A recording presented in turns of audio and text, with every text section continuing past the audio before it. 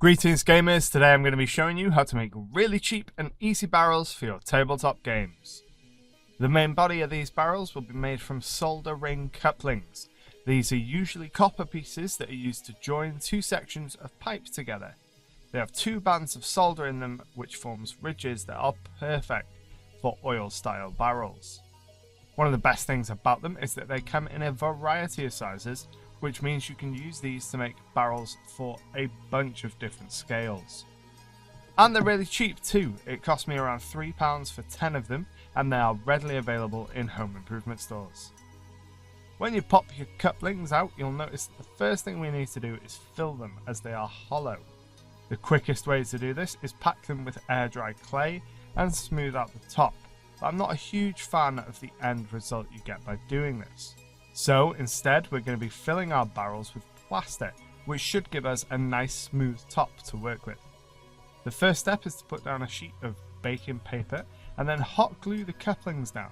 If you apply the hot glue properly, it will seal the bottom of the couplings and your plaster won't run. I'm using plaster here because it's really cheap, but if you wanted to, you could use resin or even two-part epoxy from a pound or dollar store.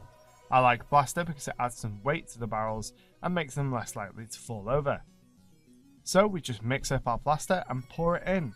Try not to fill it right to the top of the coupling and leave a little bit of a lip present, as this is there on a lot of different barrels. Wait for your plaster to set and then pull the couplings off the baking paper and remove the excess glue. You should be able to get rid of all this glue with your fingers, but if you need to, just use a knife to scrape that glue off. If you wanted a massive barrels, you could stop here and they will look perfectly fine. But there's one more little step you can take to improve the look, and that's adding a pouring spout to the top. To do this, I'm using a thin piece of plastic rod. I cut a small piece off and use super glue to attach it to the top of the plaster. This will just help the pieces read more as barrels on the tabletop. And then you're ready for paint. I used army painted coloured primers and did several barrels in different colours. You want to apply a couple of coats of primer here to make sure it sticks over that metal. Next, I shaded all the recesses with Citadel's Agrax Earthshade and highlighted the top rim of each barrel as well as the spout. Now before you put them on the table, make sure to apply a few coats of varnish or lacquer to seal the paint job and to help stop it from chipping.